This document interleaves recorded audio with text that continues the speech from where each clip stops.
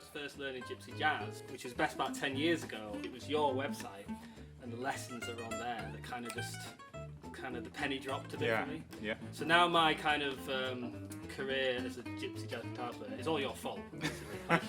You know, quite a few people have said that to me before. I got in there really at the sort of birth of YouTube, really, when it was all really just getting going, and I just thought, well, I can do better than that, you know. Yeah. So I did a few things, and it was really popular. I remember just being flabbergasted by this arpeggio. It sounds like jazz, I thought. I'd never really thought about it before, but you know what I mean? Like, you can't complain about people copying licks, because like that's how we all learned. You know exactly. What I mean? Nobody will play that lick exactly the same as you, and they've got a completely different, sort of vibe about their playing anyway. Everybody sounds different, so I don't think it's anything to stress about. Oh, I keep when I spend more money. I'll speak this. up. I'll project. Well, yes, do shout Hector at us. Okay. Excellent. All right, let's play a tune, lads. Okay. What should we do first? Shall we do I Can't Give You Anything But Love? Yeah. Let's do that. Brilliant. It's on the tip of our tongues. Not as such a pace. Let's do it. Are we rolling then? We're going, yeah. We'll go. It just sort of starts like that. Okay. Yeah.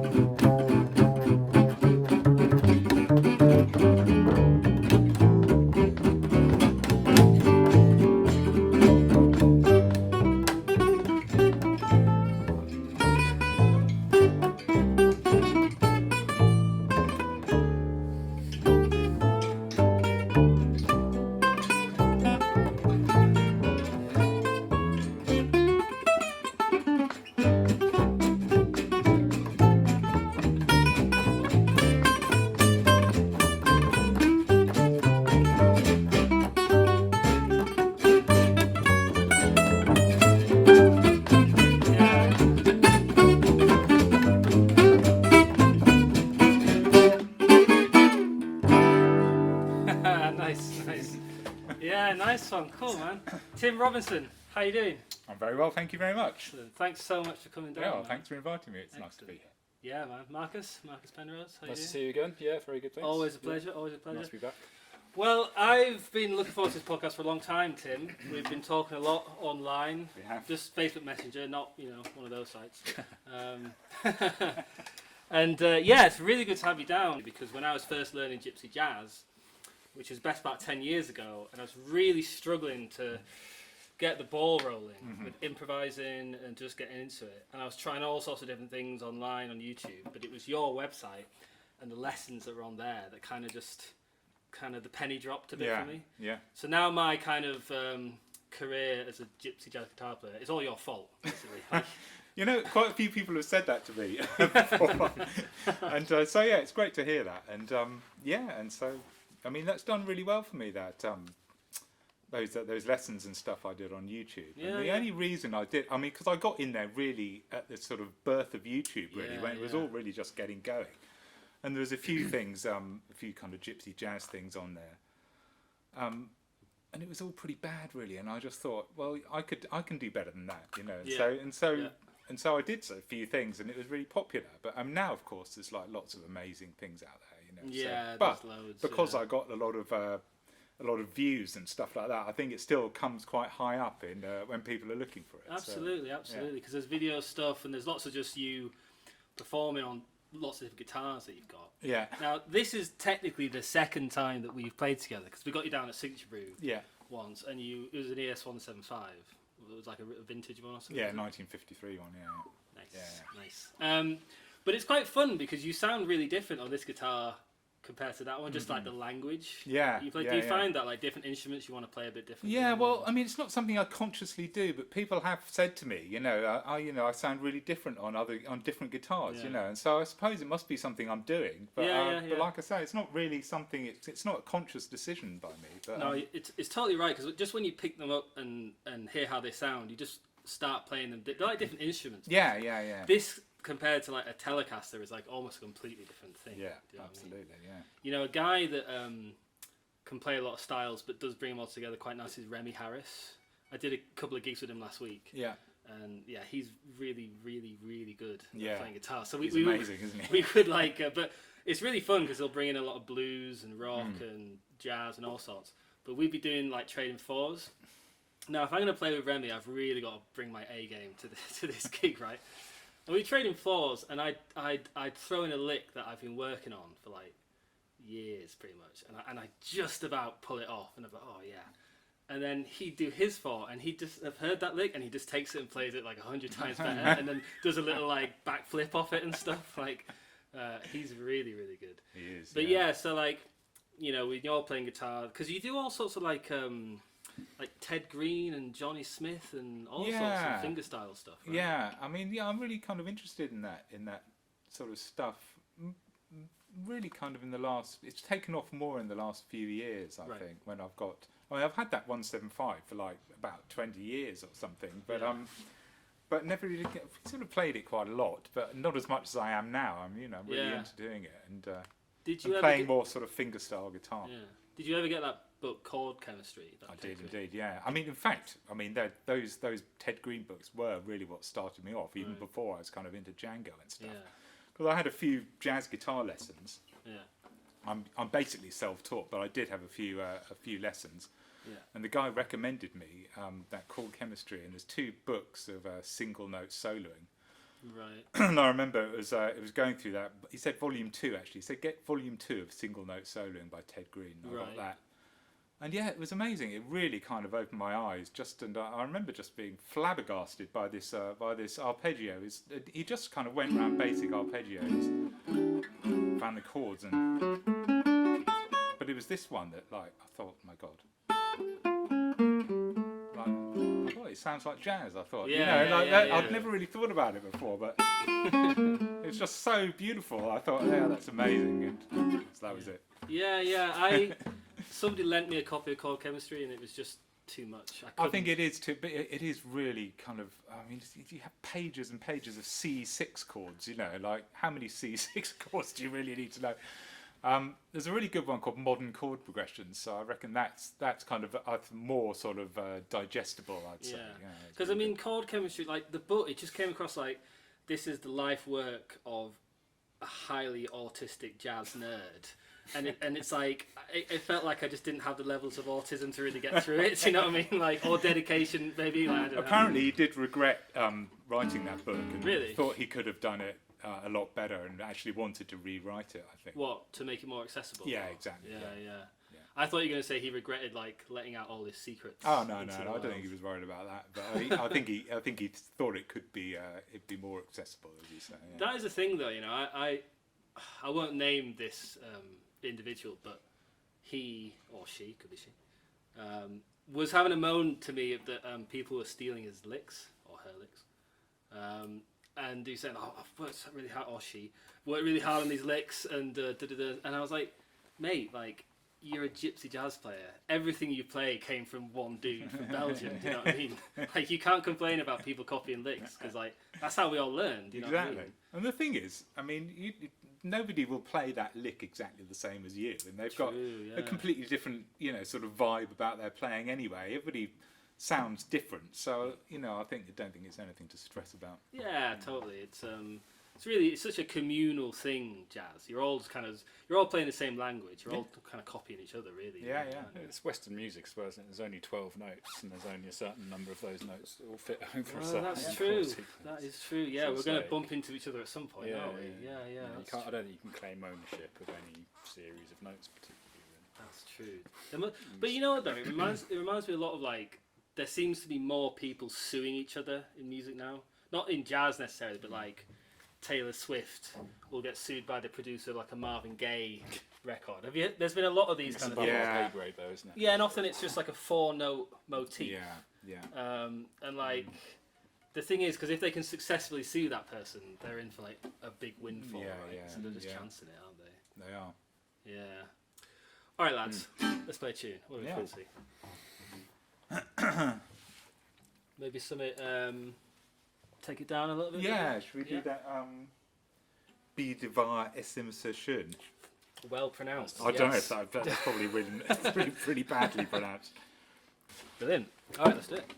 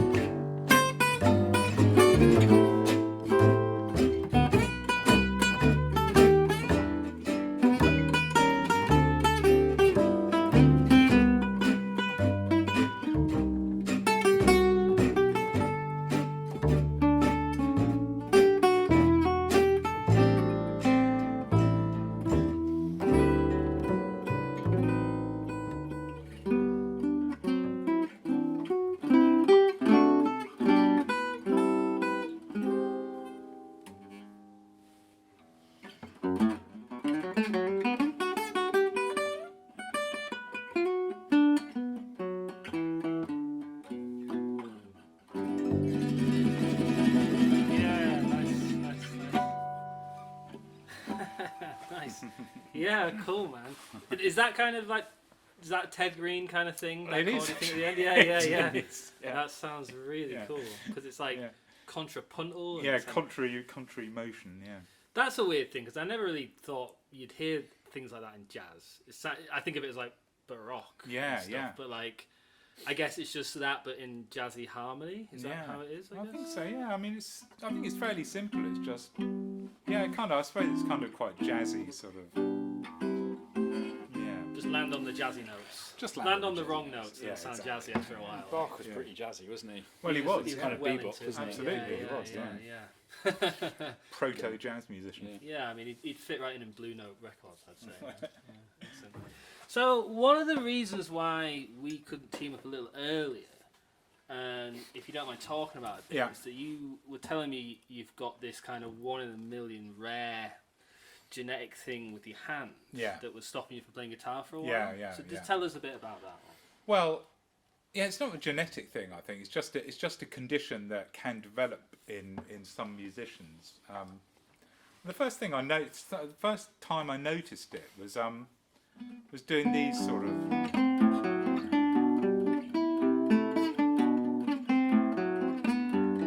Those sort of figures, which I could normally kind of just rip them out, but you know, I started feeling my hand. It's all in my right hand. It's just my right hand going a bit weird. And I said to my friend, "Oh, I can't seem to play." He goes, "Oh, you just need to practice more." I was like, "Oh yeah, he's probably right." But no, it kind of got worse and worse, and basically what it is, I found my hand kind of shaking, kind of uncontrollably. And I thought, "Oh my God, you know, I'm getting Parkinson's disease or something like that." Right. I went to my doctor and he said, "Well, it might be this thing called focal dystonia."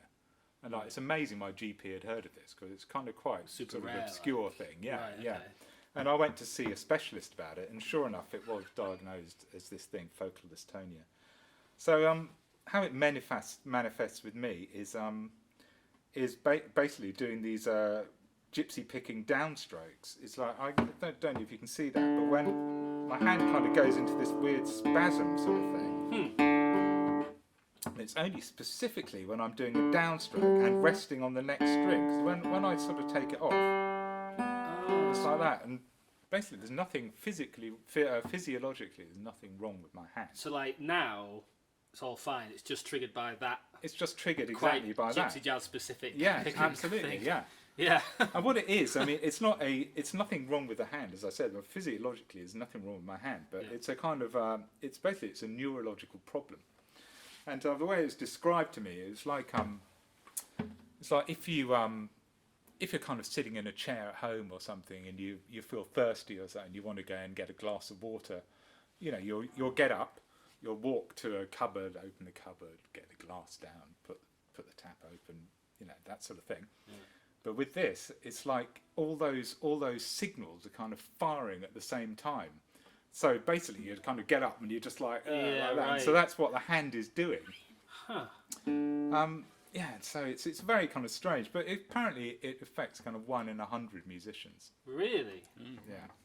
Now, I'd say at this point, actually, I've got it fairly mildly. I mean, there's if you get it in your right hand as a guitarist, I mean, you know, that can be kind of that could be it, game over. Yeah, because you know you can't control your hand. Did you have to go through like a period of rehabilitation, like, or is that as severe as it's always been? Well, I think it's meant to kind of get worse for a few years and then kind of even out. And I think it's kind of evening out. Because you took a break, right, from playing? I kind of no, I didn't take a break. I could never handle doing that. Okay, I think what I've had to do is I'm kind of learning to live with it rather than seeking a cure. I mean, the medical establishment think that it's incurable. Right. You know, a lot of people differ in opinion for that, and there's lots of different. What do they know, right? Well, there's lots of different opinions about, and there's people saying they can cure it for you, etc. I'm just basically working around it. I mean, your playing sounds great. So, yeah, like, I mean, there is things I just can't do anymore, and sometimes I'll go for something that I would have been able to do, and then I'd suddenly think, oh yeah, I can't actually do that. Yeah. But I mean, that's why I'm doing kind of more finger picking. I mean, because with the finger picking, you know, it's completely unaffected by it. Yeah, it's no problem with it. So it's very, very odd thing. Yeah. Well, God, I mean, getting a hand condition as a musician, scary stuff. And Yeah. I don't mind talking about it now because I'm on the mend from this. But like 6-ish months ago, I started just getting real bad problems with my hands. Yeah. And I won't go into massive details. But I went to see a physio, and basically it was my median nerve that was getting pinched somewhere, and we reckon it was my neck because it was happening in both hands. See. And so I just had to do loads of stretches, and it's quite funny actually because I went to the physio and explained what happened. He did a few tests on me, and he just said straight away, "It's like your posture's fucking awful." He was like, "Your posture's appalling," and I was like, "Yeah, I know, but it doesn't matter." It's like, "No, really, it makes a massive difference." And like, because like even just stood up, I'm quite hunched over, and like on guitar, I'm really hunched over, and I've been trying to. Quite conscious because now they're going to look back on the video and see if I've been playing with a straight back, which I probably haven't, but trying to get that right, which did make a massive difference. We're all doing it. You ought to get a footstool. Yeah, well, I know, but I can't be bothered with a foot. I mean, fair I know play. it's a bit of a hassle, but I used to, I used to always cross my leg like that, and it was really not good for my posture at all. Because Angelo So I De use Bar that. plays with a leg up there Yeah. most of the time, and Does Antoine crossed? Does one leg on One the leg, other, yeah. and Antoine Boyer does the same thing. Yeah. But He's young though, isn't he? He's alright. yeah, but yeah, the stool or the little. I've seen some people have a little. Yeah, thing. those things, yeah. I can't bring myself to do it. No, fair enough. It just doesn't look right to me. I mean, It's like you could play like that. oh god, stop Yeah. it away. No. But you know what though? Like I didn't luckily I'm on the mend and I'm able to like kind of do the right things to fix my hands. But I didn't tell anyone at the start because let's say I just tell one of the guys on the gig, "Oh, I've got this problem with my hands. It's quite painful, but I can still play. I can still gig." But then he tells his mate, "Oh, Cornelius, this did it." Goes around a few mates. By the end, it's like, "Oh, did you hear Cornelius? He's retired from music completely, and his hands are falling off, or something like that." He's dead. He's dead. Yeah, he died. Danger. Yeah, exactly. I was worried about exactly the same thing. So I mean, now I don't. I mean, when I used to kind of say, "Oh, I've got this problem in my head," I don't actually say anything until like halfway through the second set, if I'm going to say anything at all. And to be fair, most people don't notice it. Completely. I mean, I think if you're a real gypsy jazz aficionado, you're going to notice. Oh, he's not playing with a proper rest stroke technique. But There's a few of those around who would. But yes. yeah. So yeah, and most people don't notice. So. Yeah, totally. And do you know what else as well? Like, there are a lot of really good established players that aren't actually playing with that restaurant thing now. So Ollie Soy Kelly, is he called? Yeah. The Finnish So guy. he's an alternate picker, isn't he? Yeah, basically? and he sounds awesome, and he plays with like Paolo Schaefer and the top guys like that, and still gets a really really good tone. Yeah. So that's the thing with Gypsy Jazz. There's such an adoration for it. It sometimes does get a bit kind of religious, zealous kind of nature about it. Yeah, it's getting very sort of codified, isn't it? Yeah, That's the thing, exactly. which is, I can see why that is. I mean, it's a very difficult style of music, isn't it? And when you start playing it, you want, if you're serious about it, you've got to be serious about it. It's not something you can be. It's like all styles of jazz, isn't it? It's kind of, if your endeavour is to try and replicate that sound, there is a way of codifying a formula. But that's certainly not the way they were thinking at the time. No, It's like, that's it. that's a Yeah, good point, yeah. This is the way we can produce a good sound on this guitar. So this is the technique that I'm going to use for that, and then that becomes the convention. And it's like, okay, fair enough, it's all music, it's all art, there's no right and wrong, but naturally it's like, well, look, if you want to sound like that, here's a pretty good way of doing that, and it's called this, that, and the other. But, I mean, especially, I remember when I was first starting, and I used to get almost like anxious about it, like, oh, if I go to the jam with the wrong pick, are they going to like not let me play or something? Do you know what I mean? Or like, it's got to be this kind of guitar or whatever. Which is kind of nonsense, really, if you just want to have a bit of fun, All right, then, lads, let's do another tune. Yeah. Any requests, chaps? Shall we do "See You in My Dreams"? Yeah, Great. Yeah. Let's do it, man.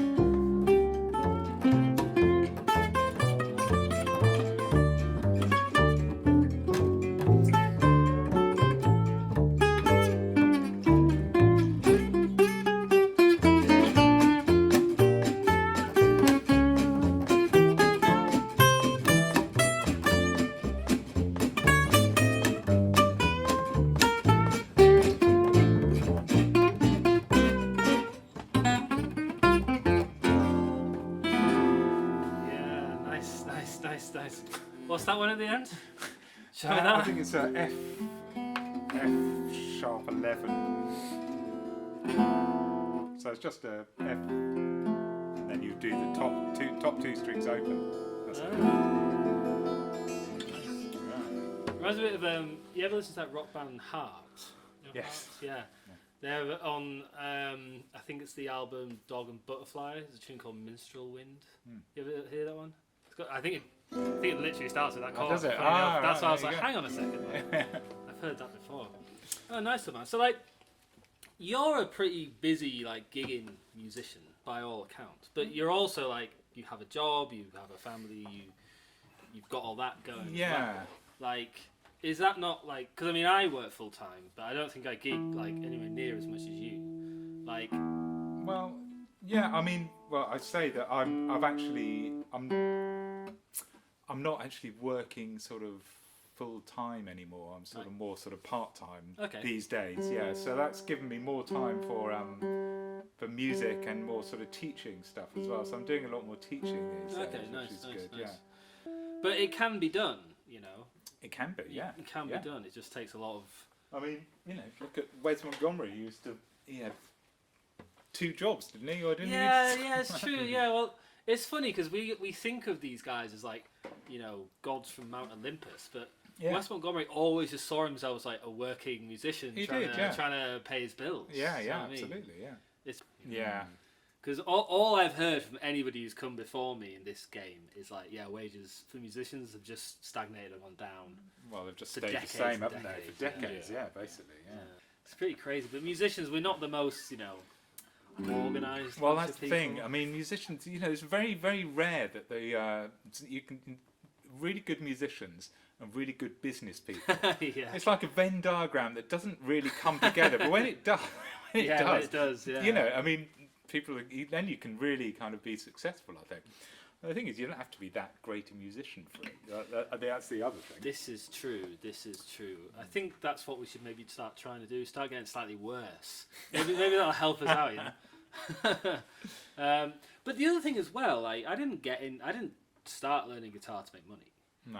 And I didn't choose it as a career to make lots of it.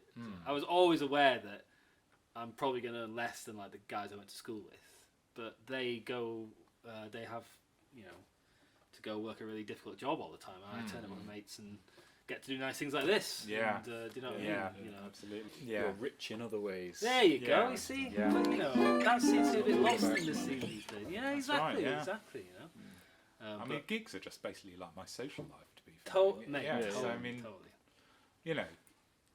So I always enjoy the playing, really, pretty much whatever it is. Yeah. I mean, the things I don't enjoy are like having to travel there and sort of parking in central London.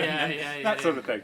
I will pretty much always enjoy the playing. Yeah. You know, even for function gigs and weddings and stuff like that. You know, people have had music at their weddings for thousands of years, haven't they? You know, that's and, true. you know, part of somebody's special day and stuff. And Absolutely. you know, I never, because I know some musicians think it's kind of below them, that sort of thing. But I've never felt that. No. sort of There thing. definitely feels a point to it, doesn't there? Yeah, it sort of feels does, like yeah. I'm here for a reason. Yeah, you yeah. know. Whereas sometimes you can be doing certain gigs and you're thinking, oh, oops, I don't really know why I'm doing it. Yeah. No, they don't want us, we don't want to be. Some of those corporate ones are a bit like that. Yeah. But especially wedding gigs, and Yeah. I've had some really great plays on those type of gigs. Yeah. You know. Well, because sometimes it's that thing of when people aren't sitting there listening, you know, in silence, listening to you, hanging on your every note. Yeah. you can play with a little bit more freedom. Yes, absolutely. Oh, mate, relax a little bit more. Because it's funny, because it sounds weird, but some of my favourite kinds of gigs is like that sort of function gig where no one's listening. Yeah. And we're probably getting paid all right. Yeah, exactly. That's a little sweet. And maybe a few pints and a bit of scran. Yeah. And it's just and it's just you and your pals, and you're just like, let's play some stuff we really like. I know. It's just perfect, really, isn't it? Oh, it's so good. And sometimes, like, you know, if you've been booked by the bride or the groom or whatever, and they come over and they're often really apologetic, like, oh, honestly, everybody said they really liked it. But that's the classic one, isn't it? Yeah, everyone has said how much they liked it, and I'm like, I mean, that's nice, but I'm not that bothered, mate. Like, I'm having a better day than you, and you just got married. You know what I mean? I'm having a better time. Driven out into the countryside, nice little day out with the mates, bit of money, absolutely, food and drink. It's all right, you know. And yeah, sometimes it's better than like a gig. So there was one, we had like a residency in a pub just next to White Hart Lane, the Tottenham Stadium, and it was a cool pub, and the guys that run it were really nice. But it was, as you'd expect, being near a football stadium, a bit more sport oriented. So they had 2 TVs. There was one where we played. There was a TV there, but they would shut that off when we play and put on the other TV. Whoever wants to watch football can go in that room. But one night, Arsenal were playing some team in Europe and Chelsea were playing another team, so they had to have both screens on. Right. And we just turned up and they were just like, oh yeah, well, you know, there's nothing stopping you from playing, you know. All right, okay. And so we just played underneath the football. Oh, I've done those. And there was just like maybe like half a dozen kind of like quite depressed looking blokes just watching the football above us. I know. And we you know, finish the tune, you know, and then just like, you know, like nothing had happened. You know? I had this very short-lived pub gig down in southeast London quite a few years ago now, where we were competing with James Bond one night. It's like the third week in a row. Well, he was there playing Gypsy Jazz. He was doing the gig in the other room. Oh yeah, they had a James Bond film on, and they wouldn't switch it off, and it wasn't even a good one either. It was like Live and Let Die or something. Oh shit, you know? yeah. And Live and Let Die's not bad. I think I was. Live and Let Die's not bad. Paul McCartney soundtrack. Yeah, that's true. Yeah. It was a Timothy Dalton one. Fair play to them. they were should pretty have left forgettable. They did the right thing. It wasn't GoldenEye, but you know. So what? They just kept the film playing. Yeah. Well, I think they asked us to not play until the end of the film. Yeah. That's far more important. Yeah, it's just, it doesn't bother me too much, but it can make you. It really does make you feel like there's no place for us in society. Yeah. You know what I mean? Like, do you mind not doing your life's pursuit while we watch a shit film? Yeah, like, you know what I exactly. mean? It's a bit depressing. But there you have it, lads. All right, we're nearly about there. Does anybody have anything they want to plug or throw out while we're recording to the massive audience at this podcast? I don't think I've got anything to plug, other than I'm giving one-to-one lessons. And I would recommend. Zoom or Skype. Yeah, please have a look at my website, which is timrobinsonguitar.com. Yes, if you are starting your Gypsy Jazz journey like I was, and you want to just get that first step in, it worked for me. So check it out. All of this, we wouldn't even be doing this podcast, Tim, if I hadn't found that website. None of it would be happening, mate. What can I say? The responsibility is almost too great. Marcus, mate? Nothing to plug at the moment. No. Sort of generally hibernating, and you know. It is that time of year. It's February. I am the kind of chap that just starts hibernating in February, and then summer comes around, and they're like, "So what have you been up to?" Like, still hibernating, mate. Yeah, I'm sitting on something good here. Don't you worry. And like, it comes around to the next February. Wicked, man. All right, well, let's play a tune and wrap it up, fellas. Yeah, maybe we ought to do something like anniversary song. Do you... Yeah, excellent. Yeah, let's do that. That's a good idea. I don't think we've ever done that. Pluck that out of